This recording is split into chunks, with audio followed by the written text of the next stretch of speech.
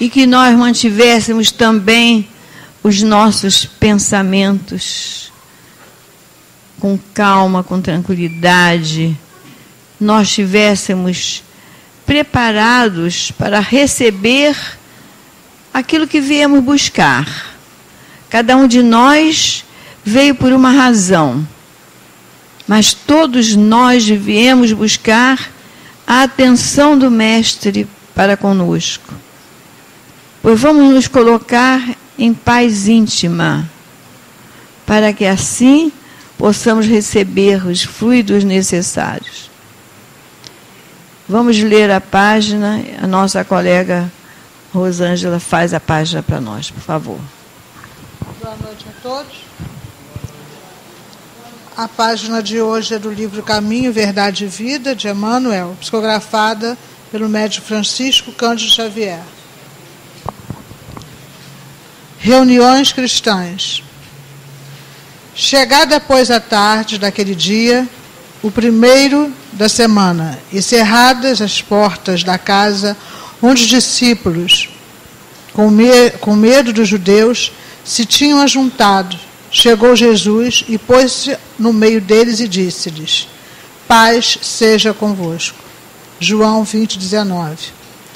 Desde o dia da ressurreição gloriosa do Cristo, a humanidade terrena foi considerada digna das relações com a espiritualidade.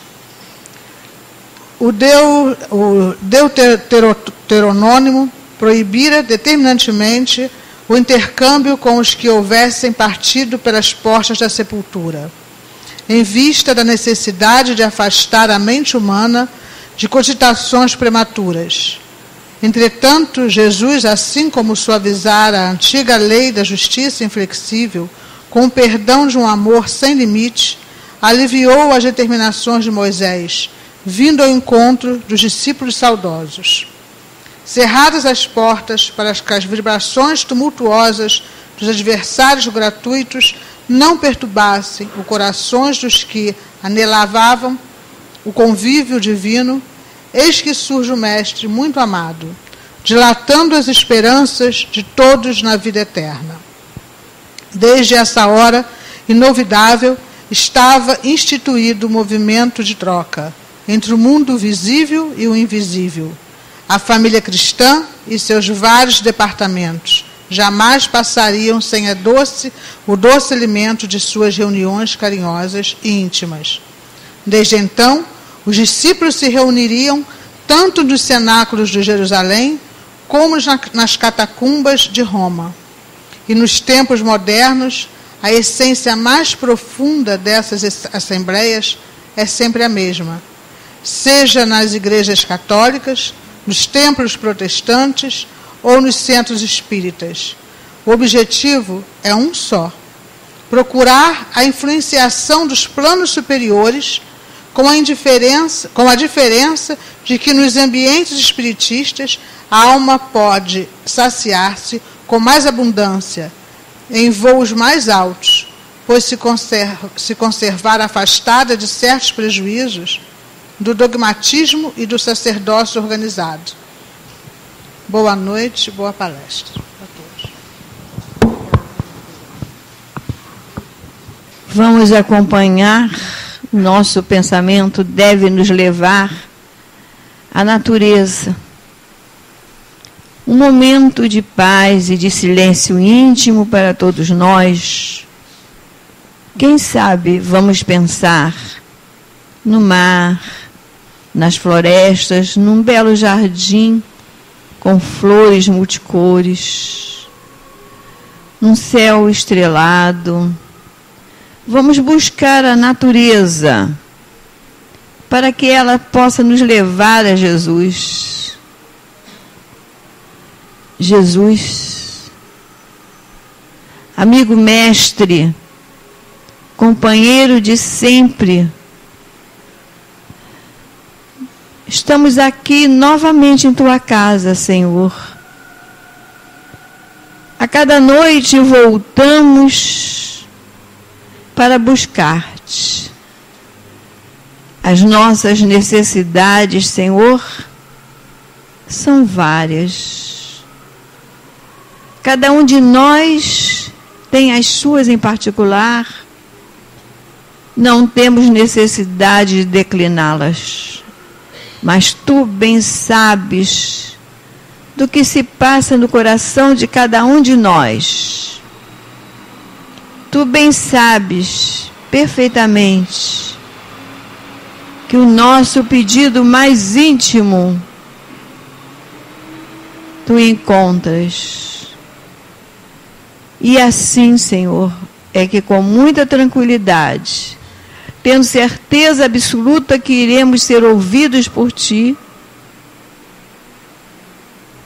viemos pedir a permissão aos nossos guias e protetores, para que, em nome de Deus, nos dê a permissão de iniciarmos a reunião desta noite. Louvado seja nosso Senhor Jesus Cristo, e que haja paz em nossos corações. Graças a Deus. Hoje nós teremos o estudo com a nossa companheira Fátima Cristina. Boa noite a todos. É aqui mesmo que eu tenho que ficar, o negócio da...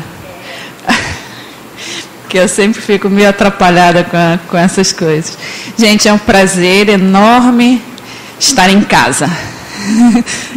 É sempre com muita alegria, muita emoção que a gente vem aqui. Que na realidade não saiu nunca, né? O coração, a vibração, a história, essas coisas todas ficam, né? Estão entremeadas entre nós, vocês, a casa, tudo. Bom, a Fátima, a Lúcia de Fátima, me deu um grande desafio para a reunião dessa noite, que ela, mais ou menos há um mês atrás, quando ela estava fazendo já o planejamento das palestras, ela ligou para mim e falou assim: Fatinha, olha só, tem uma incumbência para você, e essa é só para você. Eu falei: tá, Fátima, o que é? Ela falou assim: não, eu quero que você fale de um como está ali, né, de um exemplo de fé e da experiência do livro de Jó. Aqui todo mundo já conhece a história de Jó, não? Já ouviu falar pelo menos, né? E aí, nossa, eu gelei, porque realmente de todos os livros do Velho Testamento, aquelas histórias todas, eu sempre achei o livro de Jó o livro mais difícil, muito complicado. Eu falei assim, Senhor... E aí eu comecei esse mês todo, aí lendo, é um livro longo, são 40 capítulos mais ou menos. Ela falou assim: Fatinha, falar sobre a experiência da fé dele, né, que é uma situação bastante particular, peculiar. E aí eu falei: tá bom. Aí ela falou: para quando? Aí ela me deu a data, e agora eu falei assim: então eu tenho tempo para me acostumar, né, ler, e, assim, eu estou realmente compartilhando com vocês essa assim, mas foi muito prazeroso, foi uma descoberta, assim, para mim, muito, muito importante, e eu gostaria de nós compartilharmos, então, isso, essa noite. Projeta para mim. Então, né, uma experiência de fé, a experiência de Jó. E a gente sabe, a gente ouve falar, né? Essa já virou até um chavão, aquela coisa da paciência de Jó. Mas como é que é isso, né? E aí, normalmente esses chavões ou esses exemplos, eles começam a ficar, né? A ficar no inconsciente, e a gente meio que já tira aquilo, digamos assim, como um prato feito. Tipo assim: mas o Jó, a paciência de Jó, ele foi o cara especial que nasceu exatamente para ter paciência. E por isso ele é um exemplo. Mas quando a gente começa a pegar o livro e a ler, e depois eu incentivo vocês a lerem, porque o livro é riquíssimo. É considerado um dos livros da sabedoria, junto com o livro de Provérbios, junto com o livro de Eclesiastes. E o livro de Jó não se tem certeza da época em que ele foi escrito, e muito menos do seu autor. tá? Nos livros do Antigo Testamento. Alguns acham que esse livro é um dos mais antigos e que essa experiência seria da época dos patriarcas. Aí, quando a gente fala nisso, nos patriarcas de Israel, a gente vai lembrar de Abraão, Isaac e Jacó. Tá? Os patriarcas são todos aqueles que vieram antes de Moisés. Porque o que aconteceu com Moisés, e a doutrina espírita nos fala isso também, quando ela nos fala das 3 revelações, ela nos diz que a primeira revelação veio por Moisés, né, através da aliança, né, que a gente vê lá os 10 testamentos, então do primeiro chamado através da lei. Mas os patriarcas, eles aconteceram antes do povo judeu ir cativo para o Egito, tá? Então a gente está falando. Então, alguns autores, alguns estudiosos acham que o livro de Jó está nesse contexto aí, lá atrás, mais ou menos 4.000 anos.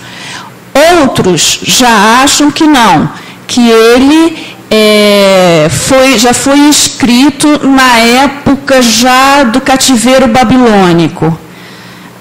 Então, mais ou menos aí, eu acho que uns 500 anos antes, ou um pouquinho mais, da vinda de Jesus.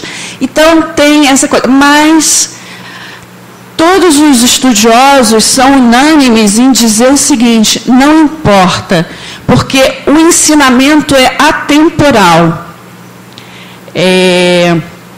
A sabedoria contida nesse livro é atemporal. E tanto é verdade que até hoje a gente criou o chavão, e o chavão ficou da famosa paciência de Jó.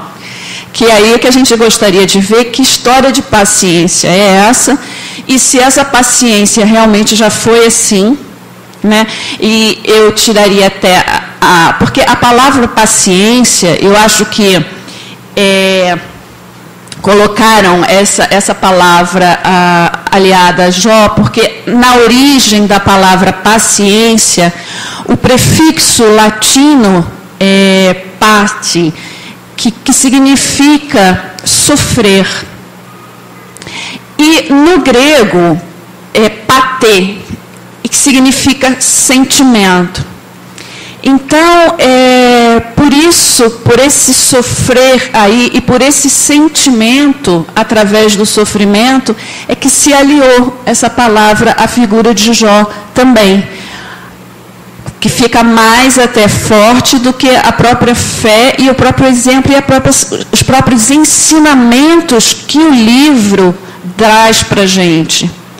Traz muitos. No decorrer aqui da nossa reflexão, a gente vai ver pequenos trechos que eu retirei para nós refletirmos sobre essas palavras.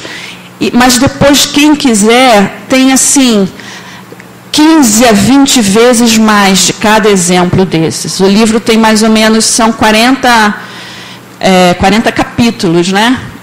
E é considerado um drama. Por quê? Porque, na realidade, quando você vai lendo o livro, você vai vendo que é quase como que realmente é uma figura, é uma alegoria de um drama com personagens.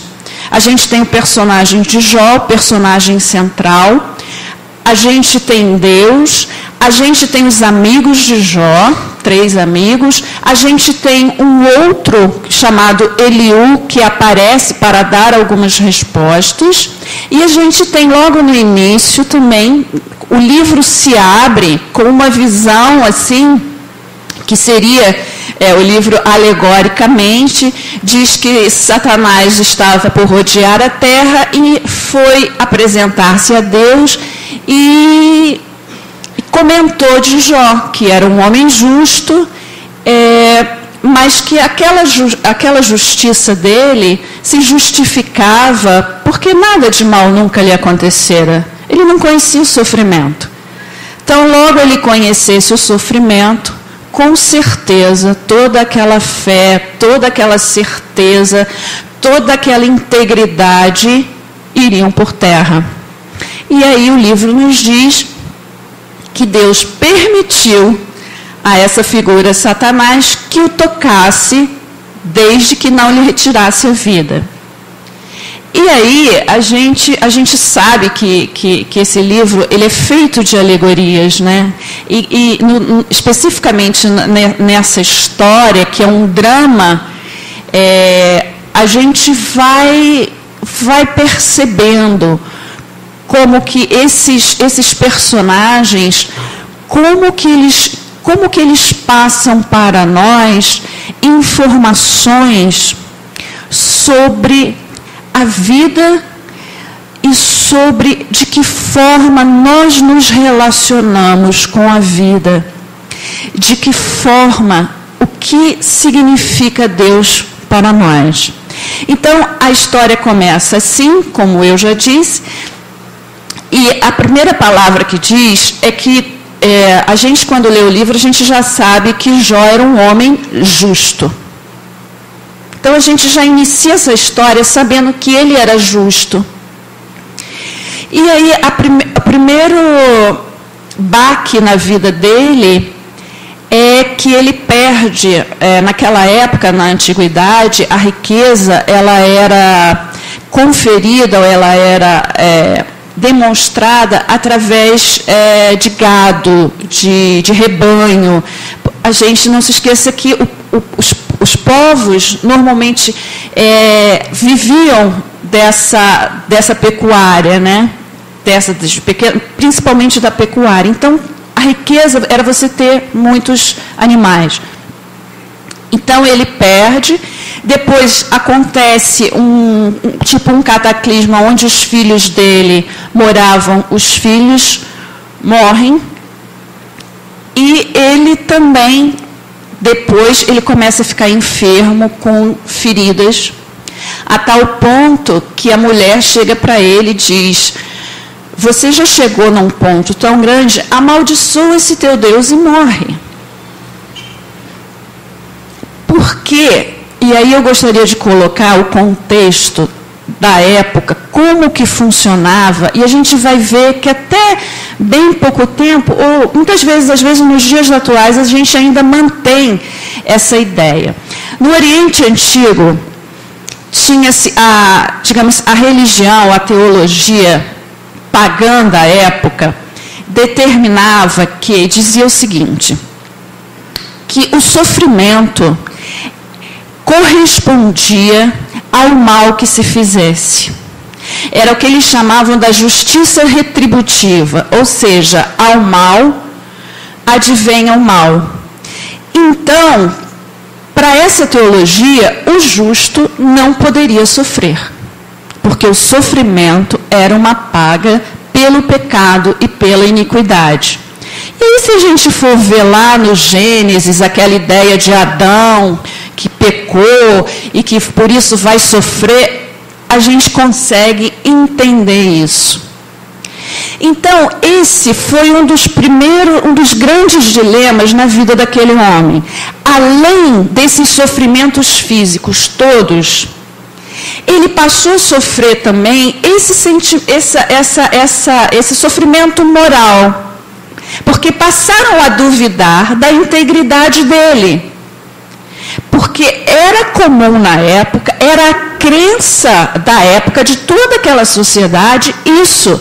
Se você sofre, e como ele passou a sofrer um sofrimento tão atroz em todas as áreas da vida, então era como que claro, como se tivesse uma tábua de acusação de que algo de muito sério ele teria feito para merecer isso. Gente, e aí abrindo um parêntese aqui, será que até hoje a gente não traz isso? Aí se a gente for ver lá nos evangelhos, para ver como que isso era muito forte, naquela passagem de Jesus com o jovem cego, os discípulos perguntam para Jesus: mestre, quem pecou para que esse jovem tenha nascido cego? Pecou o seu pai ou a sua mãe? E aí Jesus responde: nenhum nem outro, nem o pai nem a mãe pecaram. Mas está nessa condição de cegueira para que se cumpra a vontade de Deus. E aí Jesus vai lá, a gente que já viu o Evangelho, pega da terra, forma um lodo na terra, passa nos olhos do jovem, pede que ele se lave e ele volta a ver. E aí há todo um questionamento dos fariseus, porque Jesus havia curado no sábado.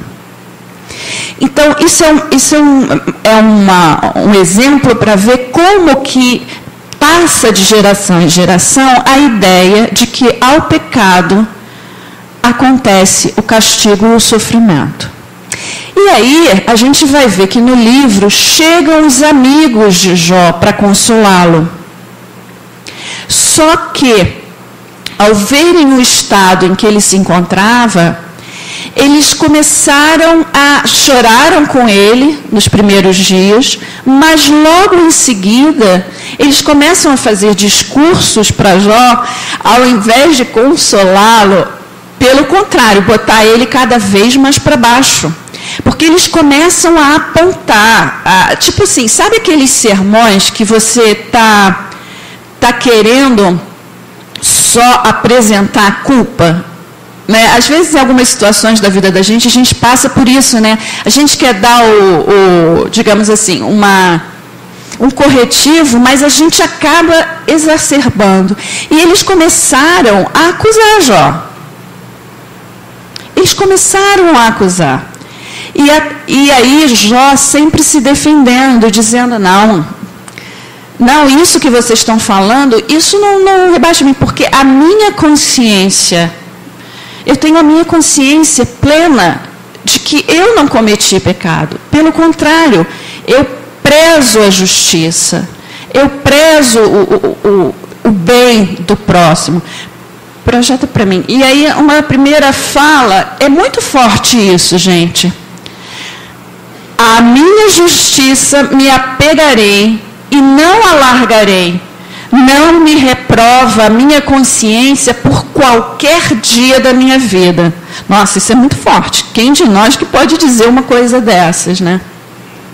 Quer dizer, tal era o confronto que aquele homem estava vivendo.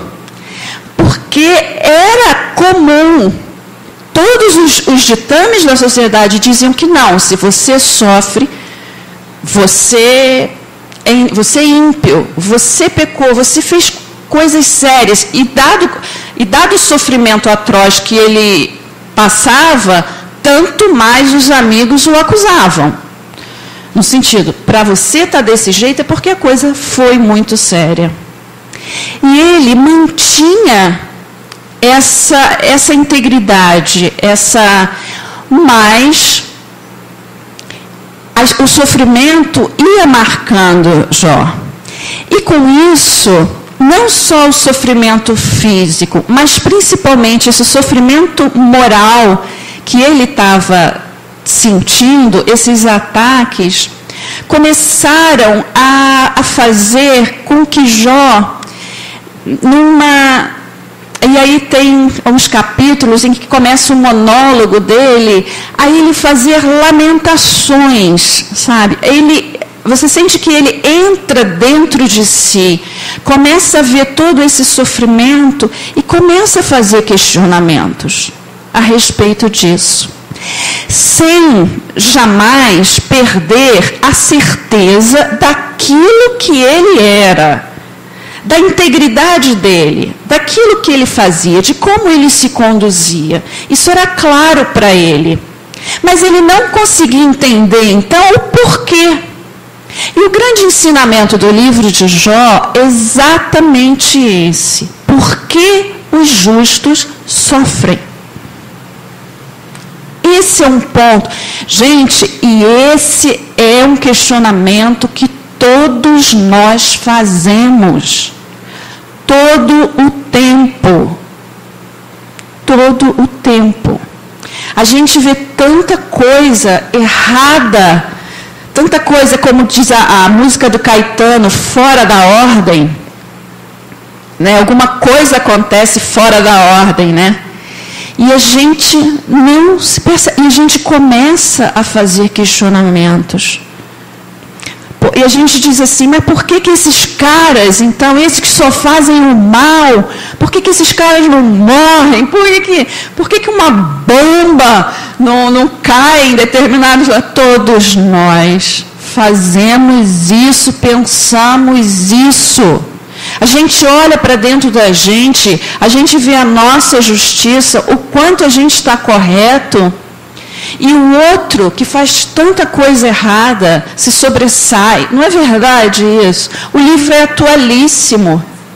O livro é atualíssimo. Por quê? Porque o livro fala, essa história contada, ela é uma história da vivência humana, da experiência da encarnação, das encarnações humanas, das dificuldades pelas quais nós precisamos atravessar até chegarmos ao ponto lá do final do livro, que a gente ainda vai continuar essa jornada, porque isso é uma jornada realmente, a gente está atravessando aí esse drama, essa história. Então, com todos esses ataques,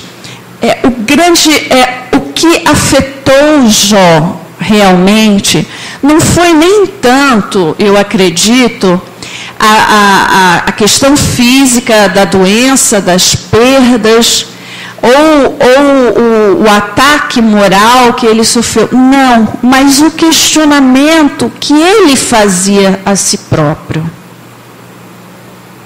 Como pode isso? E aí ele começa a se lamentar. E eu peguei um pequeno versículo, e isso vai além, tá, gente? Cada frasezinha aqui que eu peguei um exemplo só, mas no livro a gente vai ver bastante. Porque não morri eu na madre, ou seja, no ventre, né, de minha mãe? Por que não expirei ao sair dela? Então, só por essa frase aqui, a gente já começa a sentir como que o coração daquele homem estava moído, né, a ponto dele questionar a sua própria existência, a finalidade, o propósito, qual o bem que advém de eu ter nascido. E aí a gente volta. Jó era justo e temente a Deus. Tá? A gente não está falando aqui de um cara, digamos assim, ateu, ou que não está nem aí para... Não. Este homem que disse isso era um homem temente a Deus, justo, íntegro nos padrões. Para os padrões. Mas olha onde chega a alma quando ela questiona algo que ela não entende. E aí, ele começa a se lamentar por esse sofrimento todo e depois começa a questionar a justiça de Deus. Passa os próximos, mano, por favor. Aí eu tirei alguns exemplos. Ainda hoje, a minha queixa é de um revoltado. Ah, se eu soubesse onde o poderia achar, então me achegaria ao seu tribunal. Exporia ante ele a minha causa. Porque o Todo-Poderoso não designa tempos de julgamentos. E porque os que o conhecem não veem tais dias. Gente, isso aqui que ele está falando é exatamente aquelas perguntas que eu disse que a gente faz a todo tempo. Por que Deus permite isso? Por que esse cara consegue chegar ao topo do topo de fama, disso, daquilo, e é um cara que só faz... É isso aqui. É isso aqui. E no caso dele, esse questionamento era um questionamento pessoal. interno de alguém que não via em si justificativa. E muitas das vezes, quando a gente olha para o outro, a gente vê até justificativas para o outro de todas as coisas erradas que o outro faz.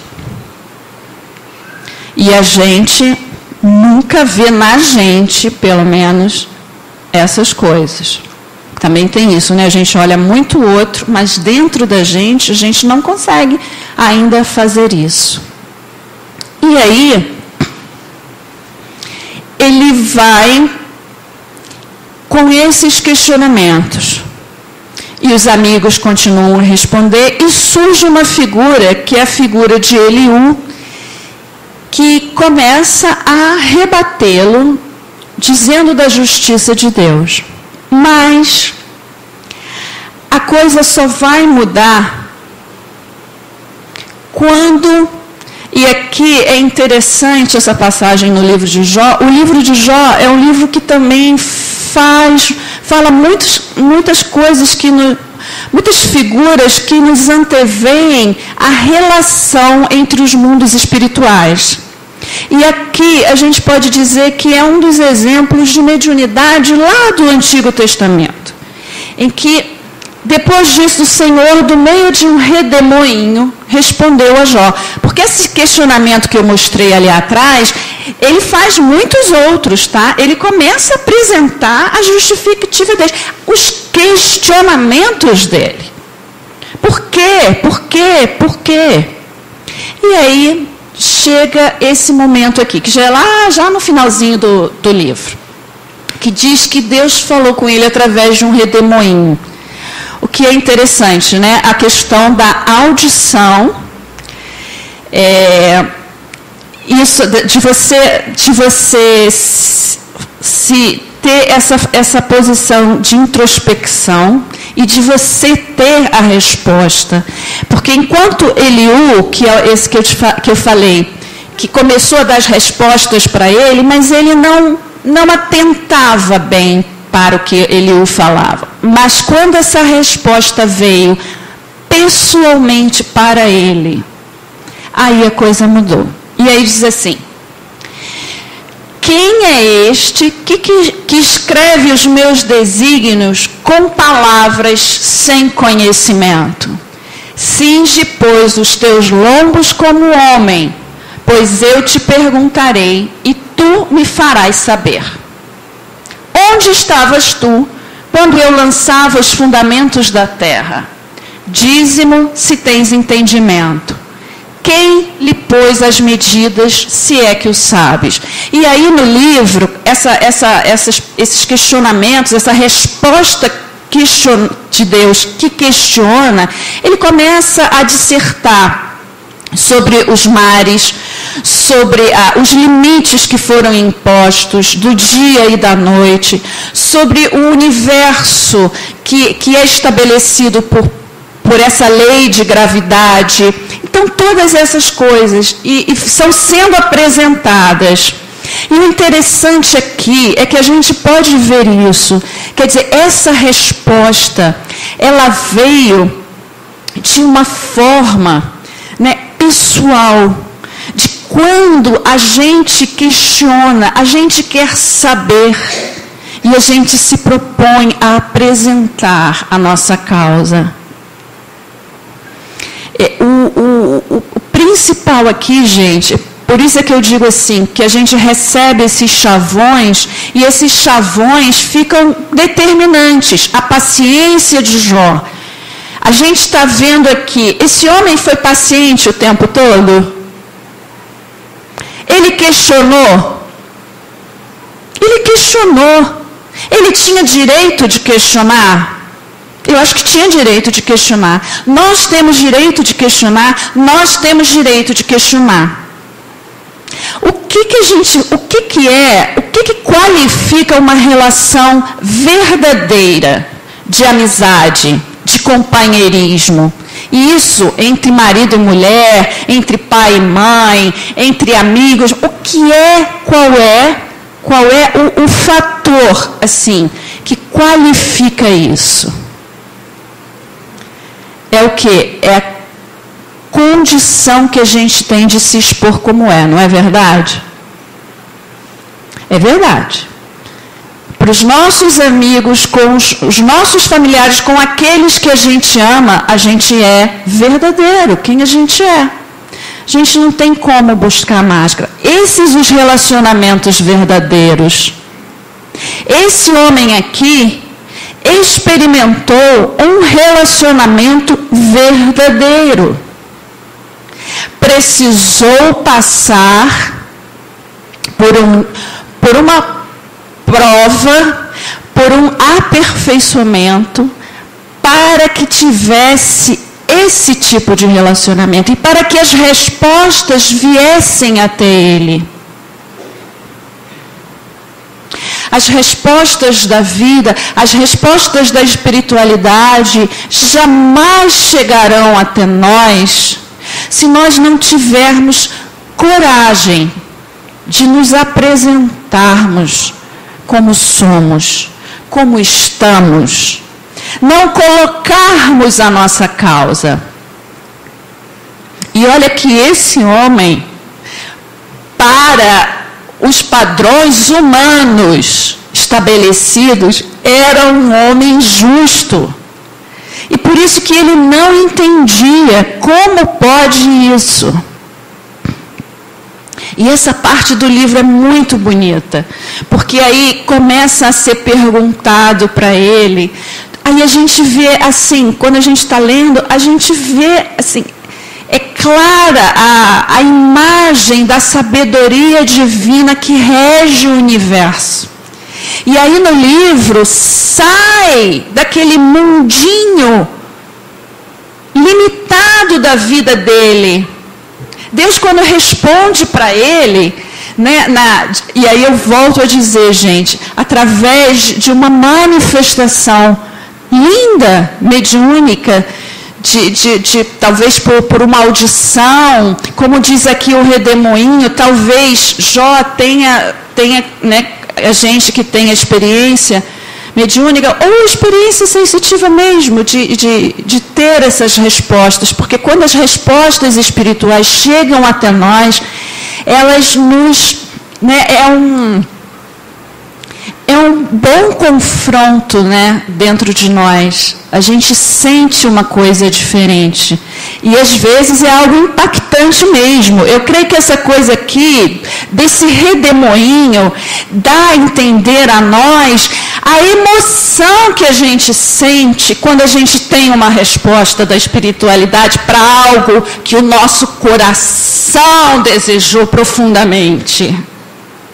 Quando a gente deseja com a alma, com o nosso sangue, com a nossa carne, com o nosso entendimento, e essa resposta vem, é esse redemoinho. A gente se sente assim.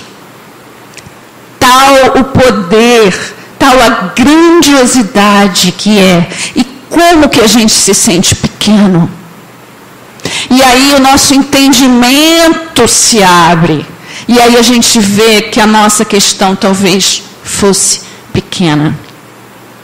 E foi isso. E assim, é pena que não dá para poder. Por isso eu convido vocês, quem tiver curiosidade, pegue o livro e vá ler. Se acharem um pouco assim cansativa a parte dos amigos que estão questionando, peguem pelo menos essa parte, quando Deus começa a responder a ele, o questionamento que ele faz e as respostas.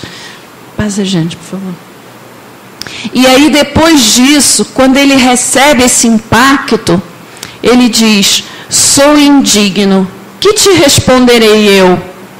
Ponho a mão na minha boca. Bem sei que tudo podes, e nenhum de teus planos pode ser frustrado. Na verdade, falei do que não entendia, coisas maravilhosas demais para mim, coisa que eu não conhecia. Gente, quem já teve a experiência de passar por situações muito críticas na vida, que a gente não entende, que a gente se sente realmente injustiçado e que a gente começa a questionar Deus, a brigar com Deus.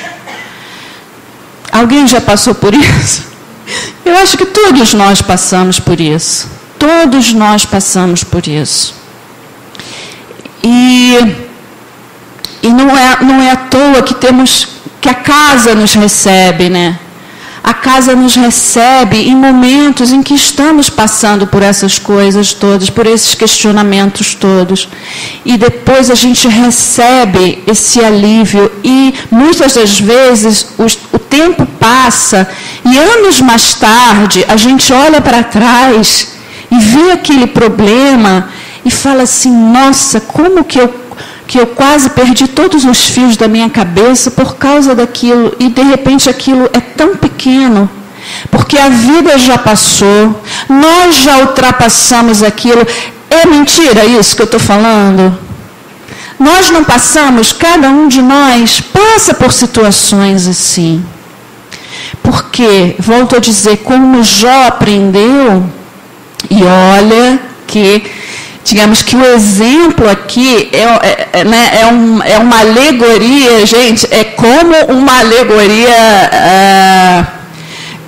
alegoria da Unidos da Tijuca, tá?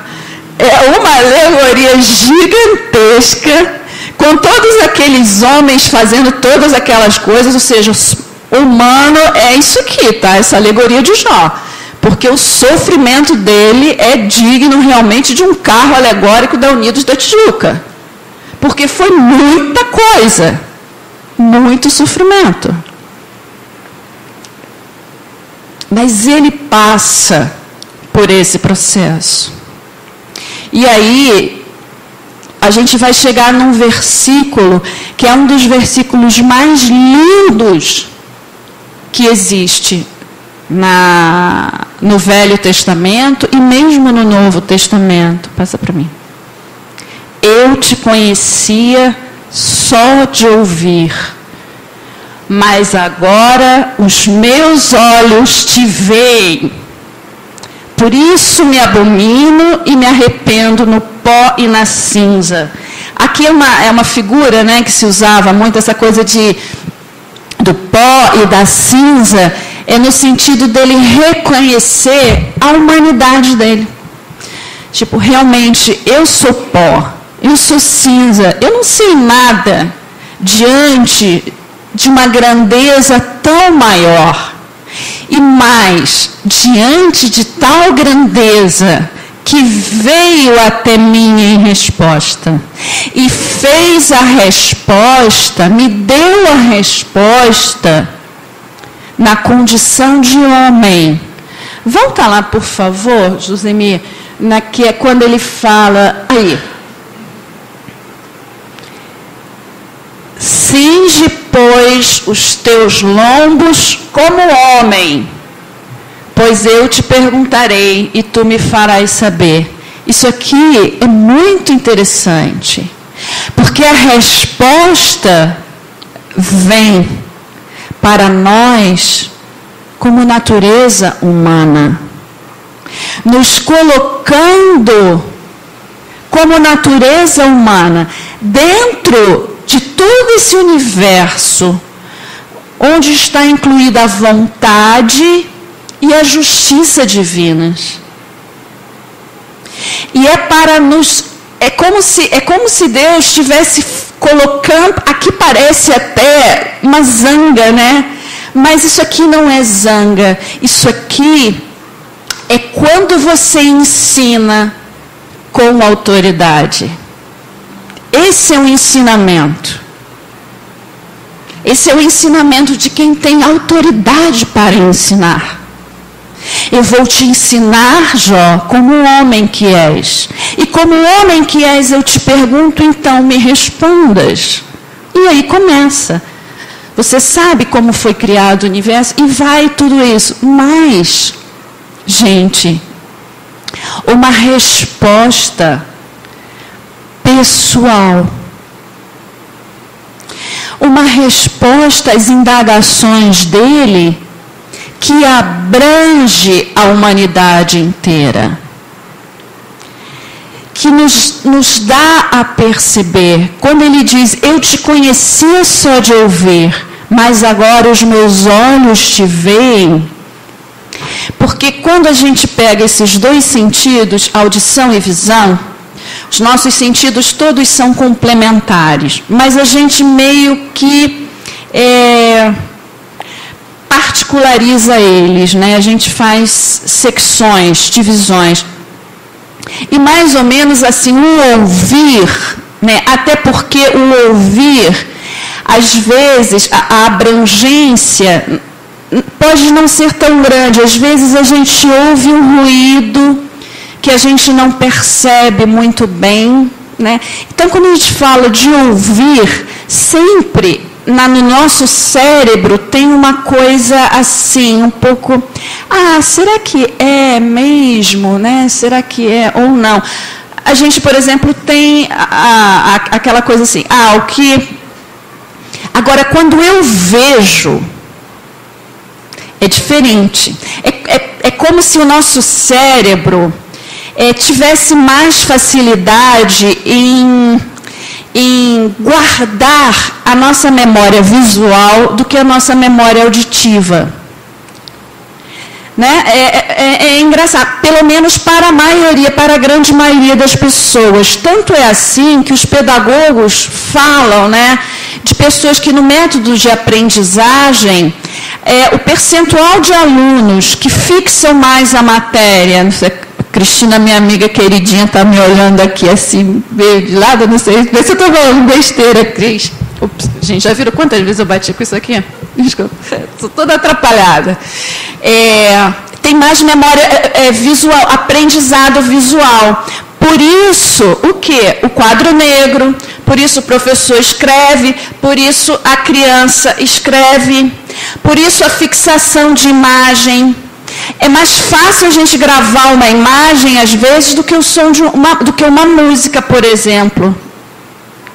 Então, isso né, é da nossa experiência, assim. Pelo menos, não é 100%, mas eu acho que um percentual bastante elevado de nós, o nosso sentido da visão, ele parece mais completo. E é aí que isso entra, quando ele diz, eu te conhecia de ouvir. Ou seja, o que ele está falando aqui? Ele está falando, foi da tradição, da religião, de tudo aquilo que me ensinaram, que eu até segui. Mas agora os meus olhos te veem. E ele viu Deus? Não, ele não viu Deus. Mas aquilo foi impregnado. Aquilo marcou como uma imagem. O que ficou como imagem marcada? O ensinamento. E mais do que isso, ele compreendeu que ele fazia parte. Ele era um personagem dentro de um drama muito maior que a vida. E que a vida dele só, ou que ele passou, era ínfimo dentro daquilo que todo o universo passa. E, gente, a questão do sofrimento, o sofrimento, ele não é o castigo. O sofrimento é a necessidade da evolução. O sofrimento é uma necessidade, é um instrumento de aprimoramento. Parece uma loucura isso que a gente está falando, mas não é. Isso aqui é um exemplo, claro, mas a gente pode ver isso o tempo todo na vida. O tempo todo. E Deus está nos dando essa lição que deu para Jó o tempo todo na vida. O tempo todo. Quando a gente vê uma semente que é plantada lá pelo agricultor, aquela coisa mínima, é jogada. Abre-se, cava-se um buraco, quando a gente planta, cava-se um buraco e joga-se aquela semente. Às vezes são sementes assim, fininhas, né? A semente de salsa, cebolinha, de coentro, e uns negocinhos tão pequititinhos, você compra aquele papelotezinho, vê uma porção ali, porque é um negócio tão pequenininho, a gente cava ali, né, até num vasinho, e a quantidade de terra que cai em cima daquela sementezinha, que abafa aquilo ali, o peso. E é necessário isso para que daqui a pouco a gente comece a ver os brotos brotarem. Eles vão saindo lentamente, lindamente, e a gente vai acompanhando isso. E há um sofrimento ali daquela semente. Quando a gente vê a nossa roseira linda, nossa, com aquela flor toda aberta, aquelas pétalas lindas, e a gente vê aquele miolinho todo abertinho também, né? Amarelinho, assim, que tem aquelas sementinhas ali. E vem um vento, que o tempo vai mudar, o tempo muda, e vem um vento avassalador, que a bichinha faz isso, e no dia seguinte, quando a gente olha, aquelas pétalas estão no chão. E aquilo parte o nosso coração. Aquilo parte o nosso coração. A gente lembra daquela beleza, a gente lembra da textura, a gente lembra do perfume, mas aquilo é necessário para que aquele pólen que estava lá naquele mês seja espalhado. E aquela rosa ali vai se multiplicar em muitas outras. E o perfume e as cores vão deleitar os nossos olhos. Mas precisou de um vento. Precisa de uma chuva, às vezes, para afufar a terra. Então, o sofrimento é necessário para que as rosas venham, para que o colorido da terra se manifeste e para que nós nos alegremos com isso. E eu volto a dizer, nada como o tempo para fazer com que a gente lá na frente olhe para trás, veja o problema que passamos, o sofrimento que enfrentamos, e a gente diga assim, meu Deus, como eu consegui passar por isso? Ou, meu Deus, como que eu cresci depois daquilo? E aí, a gente volta para Paulo, quando ele diz que é necessário que haja a renovação da nossa mente, para que a gente possa compreender qual seja a boa, agradável e perfeita vontade de Deus. Gente, esse é o objetivo. Essa a razão por que o justo sofre. Não é só o justo que sofre, todos sofrem. Não é só o humano que sofre. Todo ser vivo, orgânico, sofre. Esse sofrimento significa transformação. As células, as energias, os átomos, tudo na vida orgânica e inorgânica, tudo se transforma a todo tempo. E toda transformação gera uma mudança, para que a gente não fique estagnado. Se a água ficar estagnada, ela cria o quê? limo, lodo, sujeira, bactéria. Por isso a movimentação da vida. Por isso, a cada momento, a gente tem que estar caminhando. Agora, como lidaremos com esse sofrimento? Esse sofrimento pode ser um lodo se a gente deixar a nossa água psicológica, mental, espiritual, paralisada ali naquela situação. Mas se a gente tiver a coragem que esse homem teve de questionar, de se perguntar, mas sempre indo ao encontro do Pai. Indo ao encontro do Pai. A criança faz isso, gente, o tempo todo, com o Pai. As crianças agora, então, mais ainda, né? Mais atrás a gente nem questionava tanto.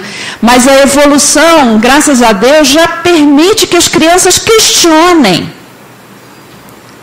E cabe aos pais responderem. Agora, cabe aos pais responderem exatamente da forma como a gente vê aqui. Ensinando, impondo os limites, para que aquela criança também aprenda. Senão, ela vai tentar dominar. E aí ninguém aprende. Mas o verdadeiro ensino é aquele ensino que é feito com autoridade amorosa. Que é o que a gente viu que esse homem passou. E que a gente possa, assim, usufruir, né,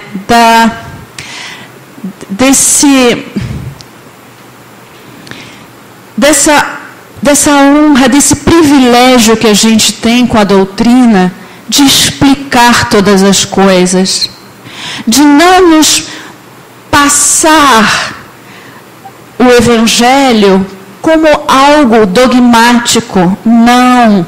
Mas a fé raciocinada é o quê? É aquela que te faz caminhar. E para caminhar é preciso também questionar. Então vamos questionar. Mas vamos questionar com uma postura de quem quer aprender. E a resposta certamente virá. E o auxílio certamente virá. E a misericórdia certamente nos alcançará. E sentiremos a paz, a tranquilidade e as forças renovadas para a gente continuar na caminhada. Que Deus nos abençoe. Amigos Jesus, amigos e mestres espirituais que nos acompanham, que nos trouxeram aqui, que têm nos apresentado o Evangelho,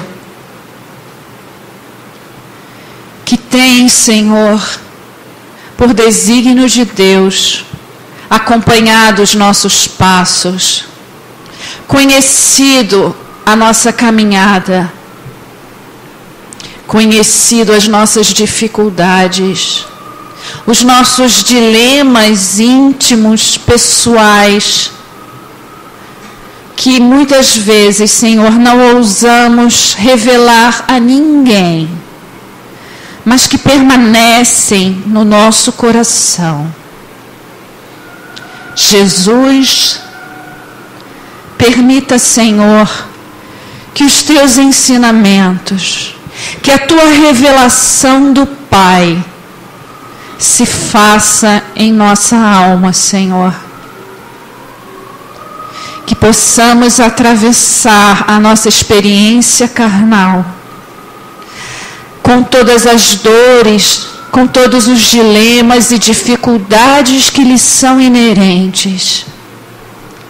Que possamos atravessá-los, Senhor, sem jamais perder a fé, a esperança, sem jamais esconder o nosso rosto de Deus, ainda que nos momentos em que não compreendamos nada, ainda assim que possamos buscar a face de Deus e procurar a resposta, e bater e clamar: Senhor, ouve a minha voz, atende ao meu chamado. E que então, Senhor, assim como Jó, possamos dizer: eu te conhecia só de ouvir, mas agora os meus olhos te veem, e eu sei o meu lugar, e eu entendo a tua vontade na minha vida, e eu agradeço, e eu digo a ti que desejo continuar. Dá-me apenas força, que eu não fique prostrado, mas que me levante e caminhe, porque sei que o Pai está comigo. Que assim seja, Senhor. Graças a Deus. Senhor, meu Pai, temos que te agradecer. Nossa companheira nos trouxe reflexões de paciência e fé. Muito obrigado, Senhor, porque refletimos juntos.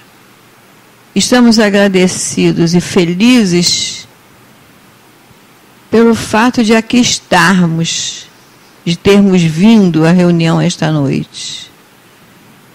Que nos seja permitido que, em nome dos nossos guias e protetores, mas acima de tudo em nome de Deus, que nós possamos estar dando como encerrada a reunião desta noite.